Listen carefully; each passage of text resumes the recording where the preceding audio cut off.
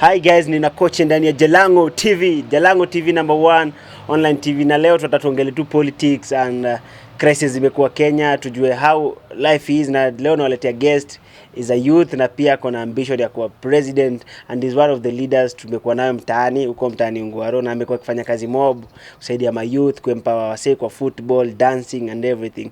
Muthiora ni aje? Safi sana. Nikumbushe watu tu manake kuna wale wamesahau kwamba 2017 mimi na Dr. Japheth Kavinga Kaluyu tulikuwa kwenye kinyang'anyiro cha urais. Jina langu ni Muthiora Kariara, independent presidential candidate 2022. Umeamua kuamua Wakati inabidi manake tukizidi kuzubaa ndo tutazidi kupangwa. Kwa hiyo uchaguzi unaokuja tumeamua tuwe the change we want to see. Wow, nice one. So tunataka tujue life yako journey mpaka kufika hapa kuanza kudream kuchukua country to another level. So ulizaliwa wapi? Tuambie story yako, ulizaliwa wapi, ulisoma wapi, high school, primary, then ani tu tujue story yako before tufikie kwa siasa sasa kwenyewe. Na koche, I hope you have the whole day cause story kwanza hata tuseme tu kati ya mimi na wewe vile tumejuana. Inachukua siku 2. So na tunataka tu shorten at least watu wakujue vizuri historia yako pia kidogo. Nimezaliwa Migori County, mahali panaitwa Isebania. Huko ndo masomo yangu yalianzia. Shule kadhaa, lakini KCPE nikafanya Nyabohanse Boys Boarding. Nikapata alama za kutosha. You are a bright student, I know. I was a top student in the district. First choice yangu ya Mangu High School ikaingiana. Barua ikaja, lakini wakati huo ikawa mamangu alikuwa ameugua, amelazwa Kenyatta. Ile pesa ilikuwa imetengwa kunipeleka shule, ikaenda hospitalini. So that's how I missed out on joining Mangu. Otherwise mimi na former president Moi Kibaki tungekuwa tulienda shule moja. Sure. Ama pia yule namba 1 KCP ambayo ilipita anasema anataka kwenda Mangu. So life yangu kwa gari moja hapo sasa. High school nikaenda shule inaitwa Kanga. Kanga iko wapi? Kanga High School iko Migori County pia. It was my second choice. Kule tukajitahidi kiasi cha haja. Kanga High School is a great school. And almost all of us made it to the university. Wow. Kila msee karibu half of the class. Nakwambia kule watu hujituma. Na huko ndo hii culture yangu ya excellence ilipata mizizi. So Kanga High School nikajipata University of Nairobi. Nikisomea BSc Mathematics. Baadaye nikafanya majors za Operations Research. Kwa hiyo ikifika unahitaji mtu kukuamulia amongst a number of alternatives ni gani ndo bora, tafuta Muthiora. Uko perfect kwa hiyo nini, hiyo sector. The science of better, that's what I did in school. Of course later on I went back to the same institution. Nikafanya Masters of Business Administration. Sasa mbali na hapo ambavyo naona mimi ni kijana msumbukizi, michezo ni mimi na mimi ni michezo. Soka na michezo mingine imekuwa katika safari yangu ya maisha. Kwa hiyo tangu nikiwa pale Isebania nilijihusisha na soka na kukimbia, dance, acting, hivi vitu vyote. Na cha ajabu ni kuwa mpaka sasa ambavyo nimeingia uzeeni kidogo, hivi vitu bado nakuta nafanya. Nafanya because kama mimi tulipatana umeni coach tukiwa Vepa, tumekuwa dancing, bana unafanya vitu mingi. Inabidi. I think Kawangware tuko at least lucky tuko na mseka wewe, unaempower my youth because I think umefanya vitu mob pale, at least umeundia wasee hall ya kudance. Unakuja unatrainisha vijana, unaempower wasee. So nataka kujua life yako after like kumaliza university na all other things, kujiingiza kwa ground. Ulijipataje kwanza Kawangware because umesomea huko? Well, nilivokuja chuo kikuu cha Nairobi tukifunga ilikuwa inabidi niwe na base. Na kwa kuwa wakati nilitoka mashinani nikaja Nairobi, ile team ya kwanza kunikaribisha Nairobi ilikuwa timu ya Ngwaro. Wakati huo ilikuwa inacheza Nationwide League. Tukapiga nao hiyo season, tukapanda tukaingia kwenye Premier League. Sasa hapo ndo intimacy yangu na Kawangware kabisa ikakolea. Tukapiga season moja, bahati mbaya tukashuka. Maanake hatukuwa na fedha. Unajua michezo Kenya kama una doni noma. Hao wakubwa uchukulia michezo ni michezo tu. Na hiyo si kazi. Wana feed from that games na hizo. And it should be the big industry that it's supposed to be. So tukarudi tukapata sponsorship ya Hope, World Hope. So tukashuka tukapiga hiyo level ya chini tukiwa kama World Hope, tukarudi kwenye Premier League. Kwa hiyo mizizi yangu na Kawangware ilipaliliwa na ambavyo nilingiana na sports.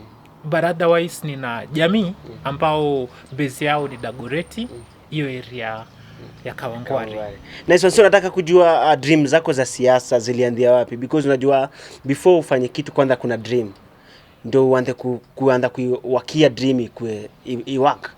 Lazima kuna ile nilikuwa nafikiria siku moja unaona kama mimi kimuziki nilianza chini. Ndiyo. But kila siku nilikuwa na dream one day, one step at a time. So wewe yako ilianzia wapi mpaka ndio tufike hapa kwa president sasa? Na koche, maisha yangu yamekuwa na changamoto nyingi.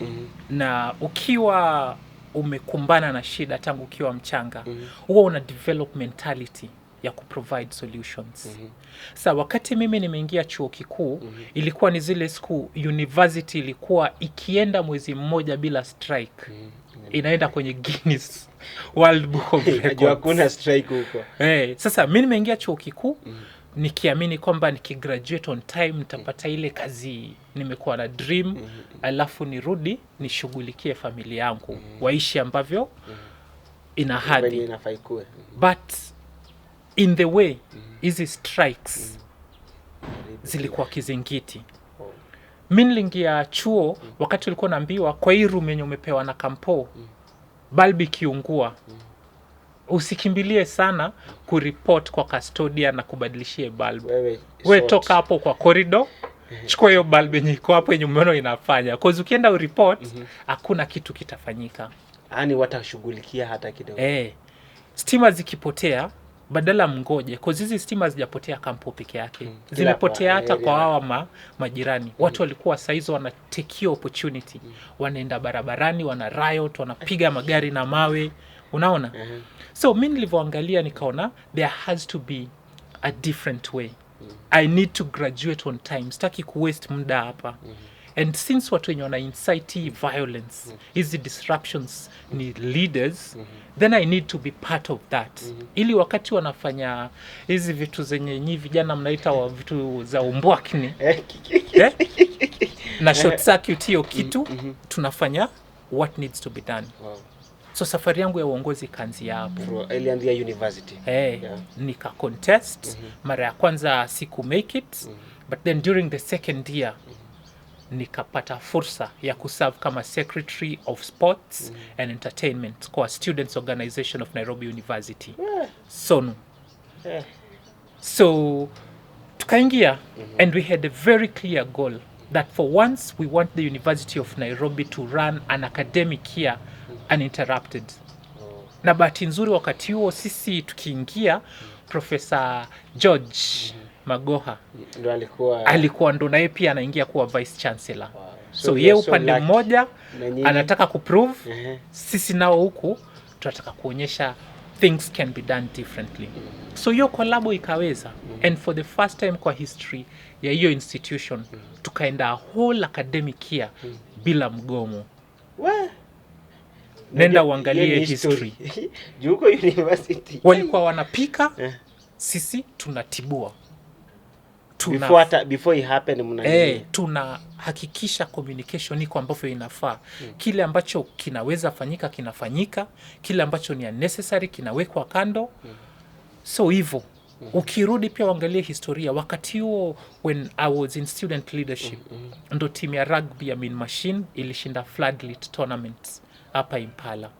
Timu ya hockey ilishinda Chairman's Cup wakati huo. Yani ilikuwa ni kujituma. Everything ilikuwa ina run perfectly. Tuliamua kuonyesha kwamba inawezekana. Na ni kweli mkiwa na viongozi wenye nia safi na priorities zao ziko sawa sawa, it works.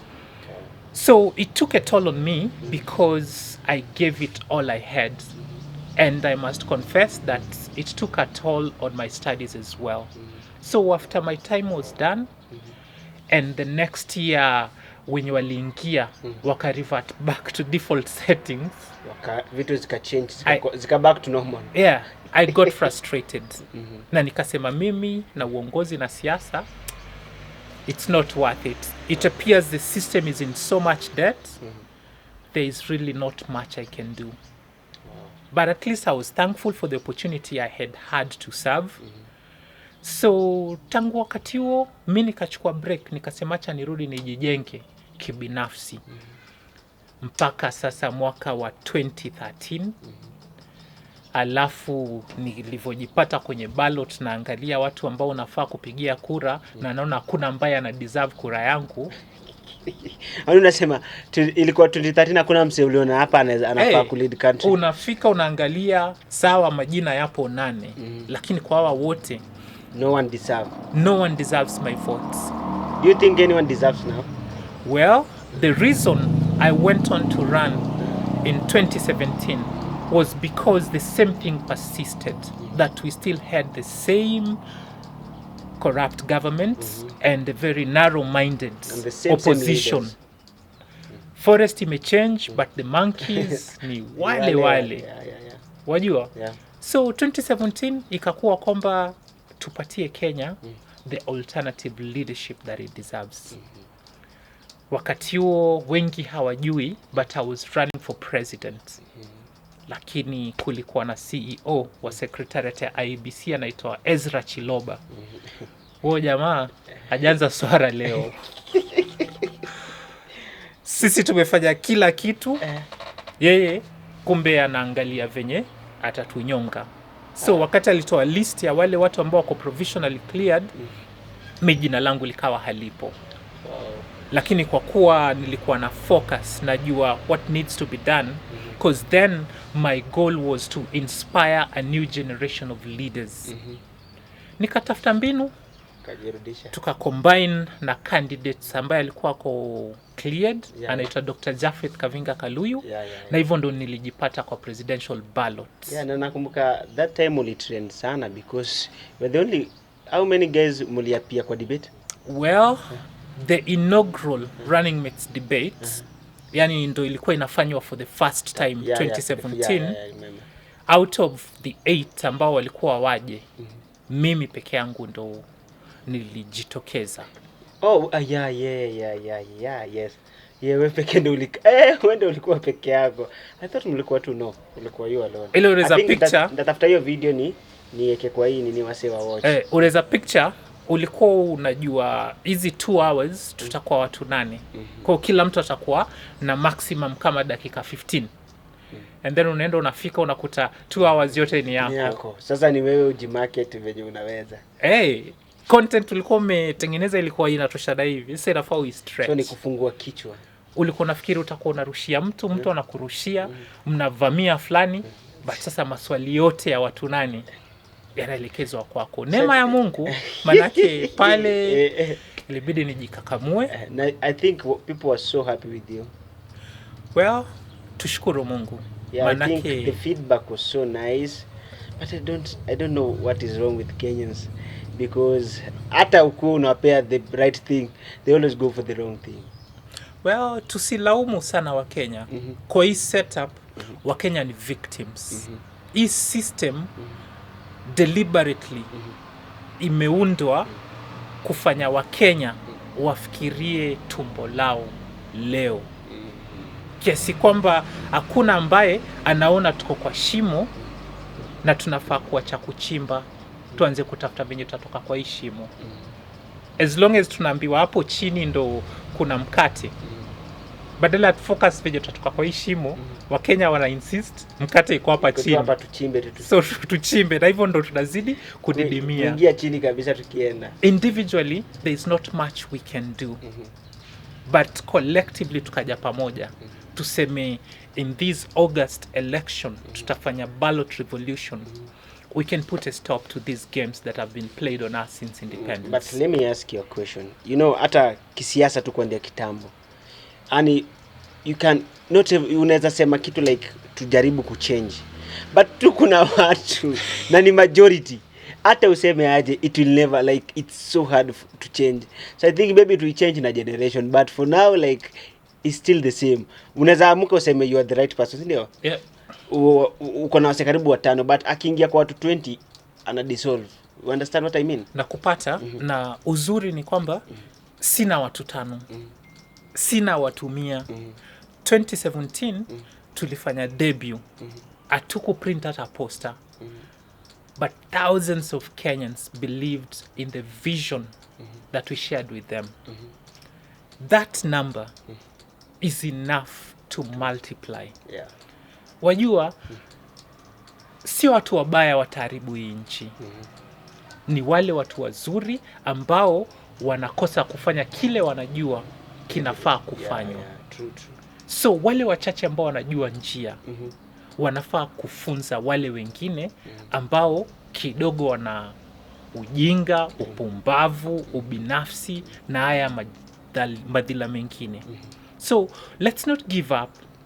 Let's not shame the victim, because like I've told you, the Kenyan citizen is a victim of these extractive states called Kenya.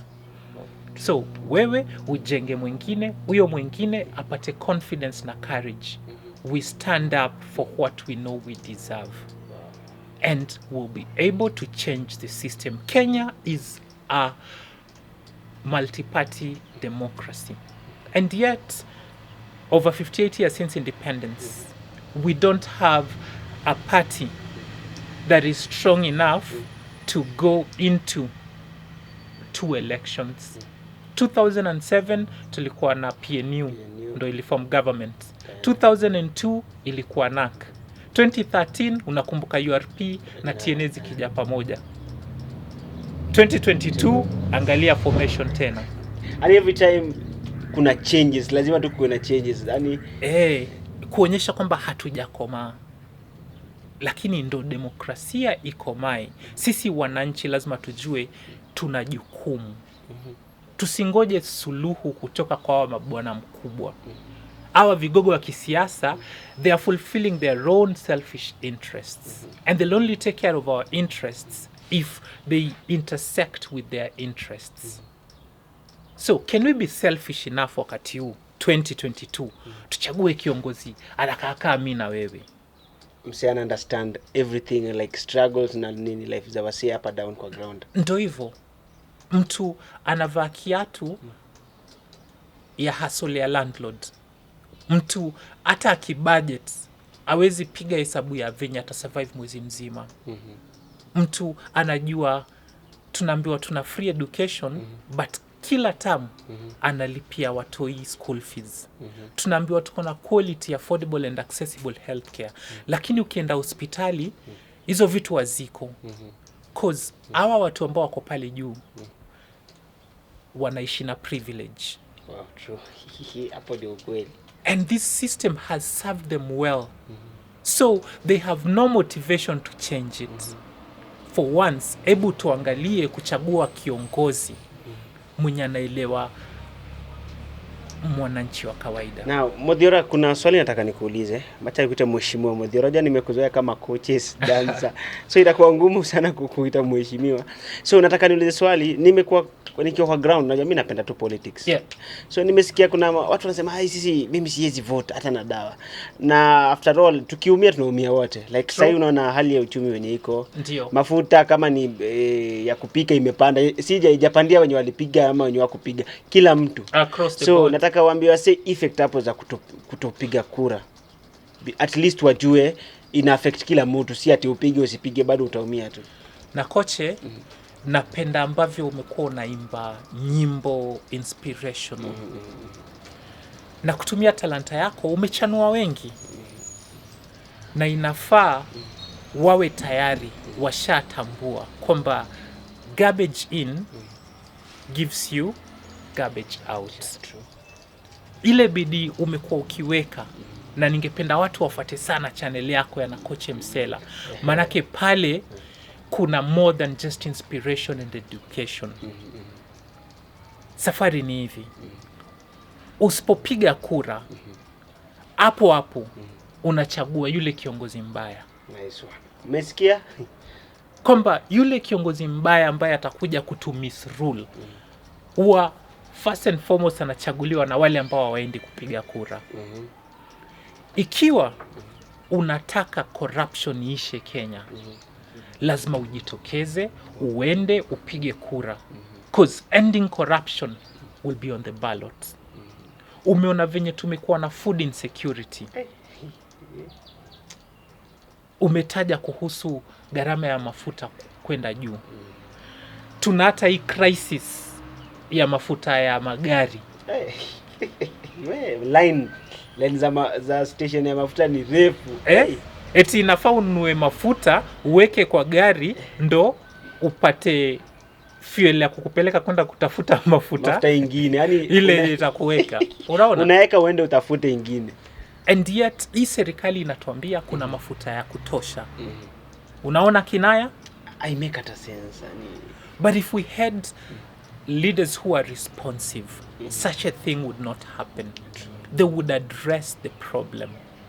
Unaona, bunge letu walija create time kudiscuss hii crisis ya fuel. Sijaona hata kidogo. Kwao, it's not a concern. And that speaks to the quality of the votes. Had we elected better leaders, they would put our priorities first. Then zao baadaye. So usipopiga kura, wewe ni enabler wa kwanza wa haya majanga ambayo yanakumba taifa la Kenya. So ombi langu kwa Wakenya wote, hasa wale wachanga, manake sisi wachanga ndo tumechezewa shere. It's our future that's more at stake than that of any other Kenyan. We must come out and vote.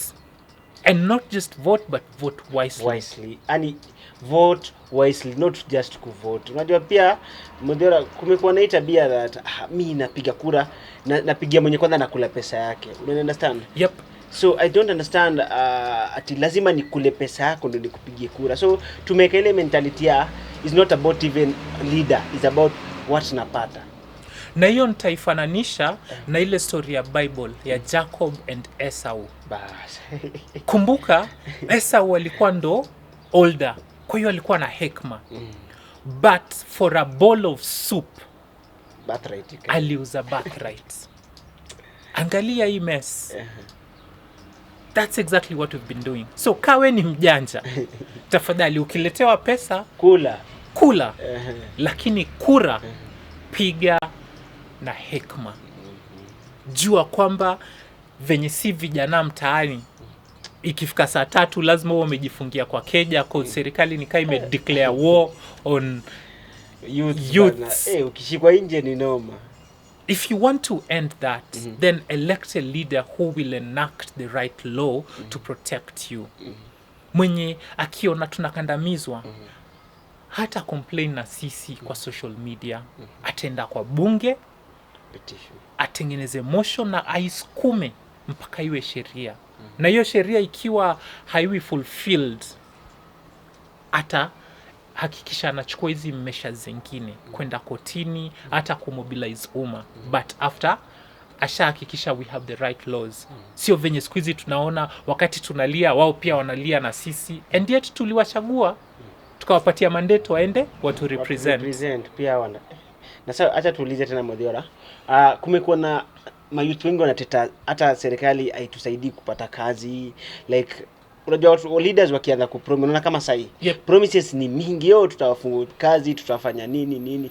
Unaona, like mimi nataka kujua kama website ukipewa chance unaweza fanyaje mayouth wapate maybe kazi, because mayouth wengi wana struggle. Unajua wase waibi ati hawana like ati wanaiba kutaka, because msana anaona imenifikia mwisho, so the only option ni kuiba. So acha nikueleze kama leader ukiweza pewa chance sahi, nini unaweza fanya tu ipe youth wengi job? Na koche, priorities. Kenya is an agricultural country. The whole world knows that. They enjoy our coffee, our tea, plus other agricultural produce. And yet, back at home, we import our staple. We cannot produce enough maize for our ugali. You see the irony? An agricultural country that cannot feed itself. That has to change. Ukienda shuleni, English ni compulsory. English, lugha yenye ilikuja na meli, lugha ya mkoloni. Wale jamaa walikuja wakatugawanya kwa misingi ya kikabila. Kabisa. Ni compulsory. Lakini kwa hili taifa ambalo kilimo ndo uti wa mgongo, agriculture is optional.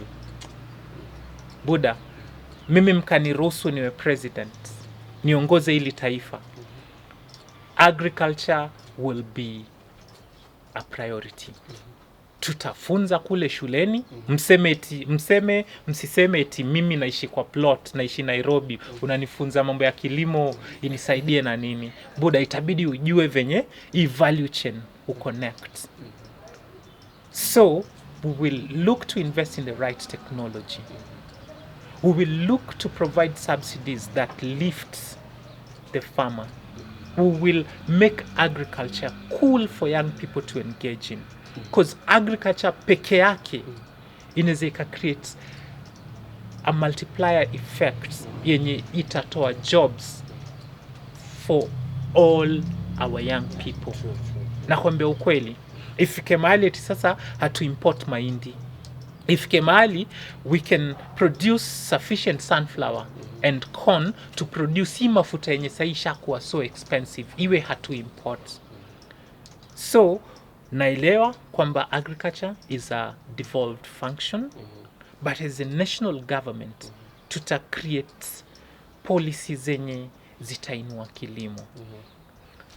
Egypt mostly ni desert. Yeah, true.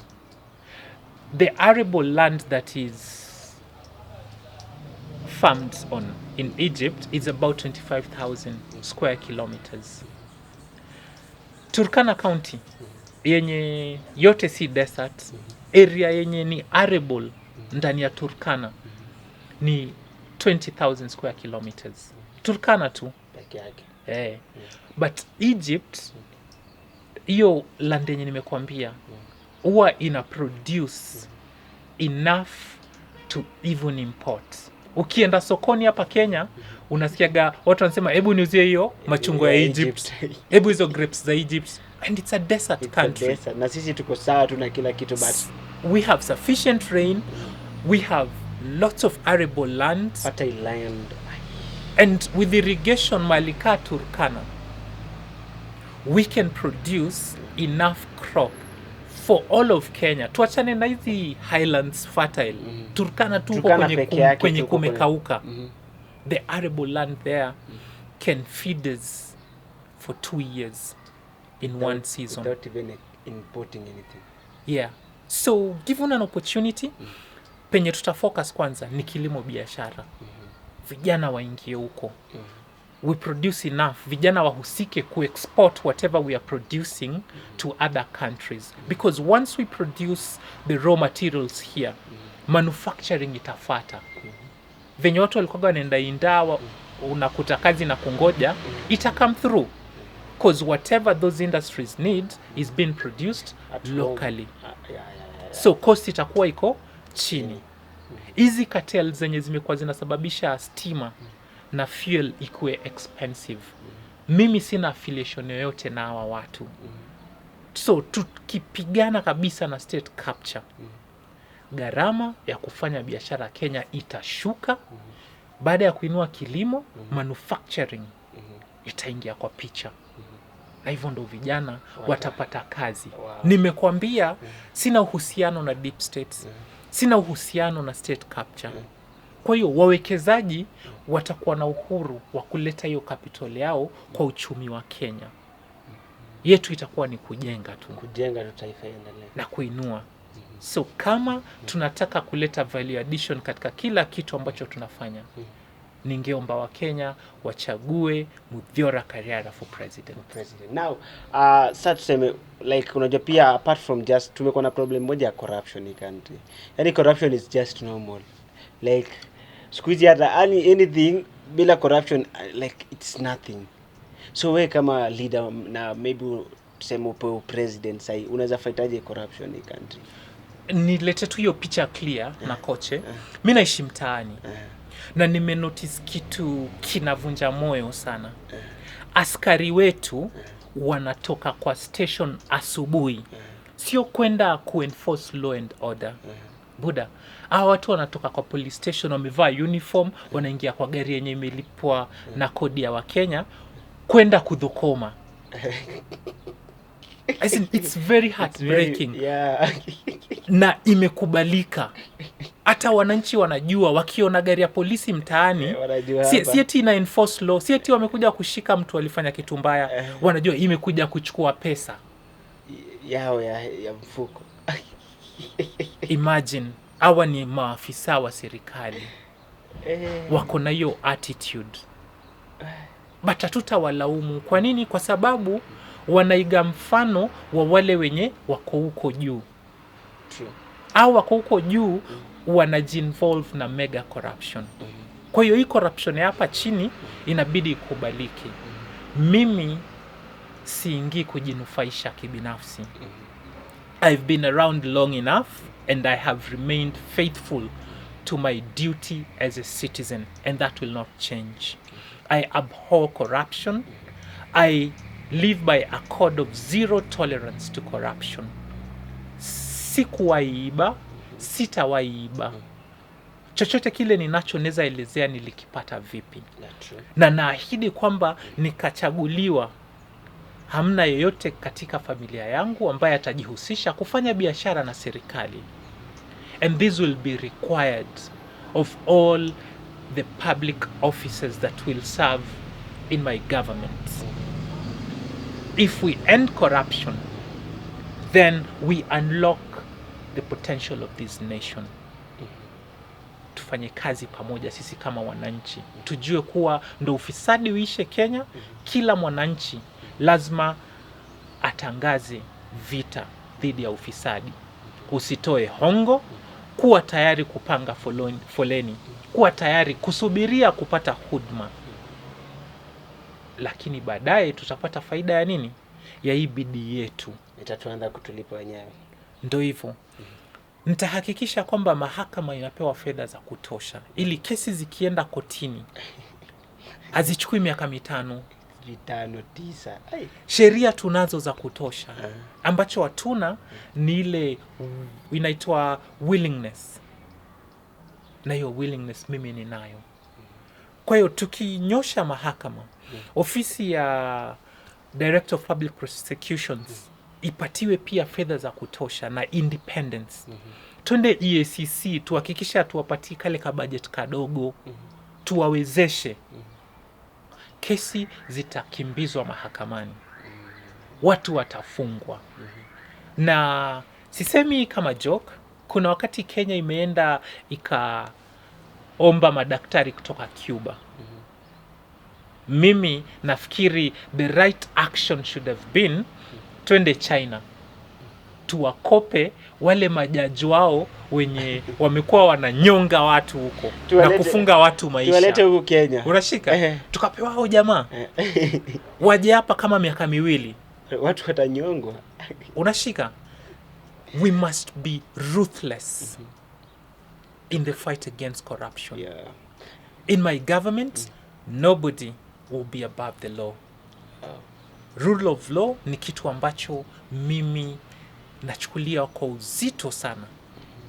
So if we are to win against corruption, we must go back to the basic tenet of justice, and that is we all are equal. Tufuate sheria, hivyo ndo tutajenga taifa kuu la Kenya. Nice one. I think mnajisikilia venye Muthiora anasema. Yaani these guys like anajua everything about yani akona plan about venye akipewa chance. So you guys, I don't want to make a decision hapa, but you guys know you are the one to choose, you know. You guys are supposed to choose your leaders. And I think pia tusiangalie tu ati huyu sijui nini, tunaangalia pia quality ya msee na bidii yake na what akona plan. So mbona unajua sasa siku hizi Kenya wanasemaga ni horse mbili zinakimbizana. Yeah, I think wewe unajua hiyo kitu, si and ati I'm ujui. glad mkiangalia mnaona mimi si farasi. Yeah, wewe si farasi. And I'm proud of that fact. Yeah, so I think sasa hivi tukiangalia like politics, watu wanajua ni chama mbili zinakimbizana hapa. And hatuwezi ficha kuongelea hii kitu. So your take ni gani? Unajua kuna wale watu wanaandaretiwa but they have the qualities. You understand? They are the true leaders we need in this country for change. So unaweza ongeleaje, because tayari watu washaeka decisions zao kwa nje, ati tunajua tu ni horse ngapi zinakimbia mbili, na wewe umesema wewe si horse. So what is your take on people are saying it is only two parties running for the nini? Trash hiyo kasumba kabisa ya two horse race. Manake ambao wameitengeneza ni hawa watu ambao wamecapture Kenya. The biggest chunk of voters in Kenya are still undecided. Nice one. In fact, in the last election, wale ambao hawakupiga kura walikuwa wengi kuliko wale walipiga kura. True. Tukihesabu mpaka wale ambao ni wachanga. Tuhesabu manake kuna watoto ambao hawajafikisha umri na wale hawajaandikishwa. So tusiseme watu wameamua ni either A ama B. There is still time. The official campaign period inaanza Mei. Kwa hiyo hata sahii bado haturuhusiwi kufanya kampeni. Kinyang'anyiro hakijaanza bado. Mimi tunasema game hata watu hawajaanza kuom. Niko hapa na koche live. Napiga warm up. Ngoma hivi karibuni itaanza. So tujitahidi. Tuangalie mbali na hizi choices ambazo tumeonyeshwa ndo pekee. Shida za Kenya zimesababishwa na Rais Uhuru Muigai Kenyatta, Raila Amolo Odinga, William Samoei Ruto, Musalia Mudavadi, Stephen Kalonzo Musyoka, anaitwa Wetangula nani? Au jamaa, ombi langu kwa Wakenya ni kuwa lile basi litapeleka Uhuru Muigai Kenyatta Ishaweri Agosti 9. Tuweke hawa jamaa wote. Wote kwa basi moja waende. Let's start a new chapter for Kenya. If you and me are to make it in this life, then everything must change. Status quo must fall. I plead. Give me your vote. For your vote for Muthiora Kariara is a vote for Kenya. Any other way goes to entrench the system capture and conflict of interest by public officers. And that works against Project Kenya. Wow. Guys, I think mnajisikilia wenyewe and you guys know the decision to make. So moja jutura time inakimbia. Hapa tunakata tupoe 9 hours tupige tu story. Nilikwambia. So tukimalizia what's your plan sasa? Unajua pia campaign inahitaji a lot of funds. And other like kuena funds za kutosha because ni hectic. Lazima uende Kenya mzima uzunguke kila pale. So what's your plan? Well, mwanzo ni wataarifu wa Kenya kwamba nimewambia Kenya iko captured. Kuna sheria imeletwa kwamba independent candidates kama mimi ili tuwe nominated to run for president tunahitaji signatures, na kila ambaye atatoa signature ya kuninominate anipatie copy ya kitambulisho. It's such a difficult obstacle to overcome. Nia yao ilikuwa ndo watu wa kawaida kama sisi tusipate fursa ya kuwa kwa hicho kinyang'anyiro, tusisumbue status quo. Usilete pressure huko. Unaipata? Sasa naomba wa Kenya waje pamoja. Nominate me. Give me a copy of your ID. And purpose to vote for me on August the 9th. So we can defeat this system kwa hii game yao ambayo wanajaribu kucheza. Wanataka kuendelea kutukandamiza, ndio maana wamefanya kuwa siasa ni ya wale wenye pesa peke yao. Tuleni hizo pesa ambazo wanatuletea. Tukule kabisa. Lakini tujue kwamba ndo demokrasia ikolee, ndo Kenya isonge mbele. We have to be patriotic. We have to fulfill our responsibilities as citizens. So do not require a handout to influence you to vote a certain way. Mimi nimejiweka paruanja kuhusu yale maadili ambayo naishi nayo. Nahitaji pesa yenu, nichangie hiyo 10, 20, 50, chochote kile ambacho unaweza ukatoa kusupport kampeni yetu. Rusha kakitu kwenye till namba yetu. Tukija eneo lenu, tafadhali njoo kwa mikutano yetu, tusikize. Dumisha amani hata pale ambapo unakutana na wale ambao hawasemi kile ambacho unakubaliana nacho. Lakini cha mno ni kuwa Agosti 9 piga kura kwa Muthiora Kariara. Nice one. Niongezee tu kwamba kumalizia nomination unaweza ukaenda kwenye website yetu ambao ni www.tgn.co.ke na utapata hiyo form ya nomination. Please, it takes less than 60 seconds to go through the whole process. Let's make Kenya great. Wow.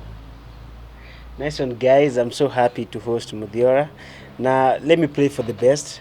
Mi nakujua, Amen. I think you're the right leader, guys, we need to have. Like, mse anajua priorities zake, akona plans, mse si corrupt. So, guys, tunashukuru sana for you to come hapa Jalango TV.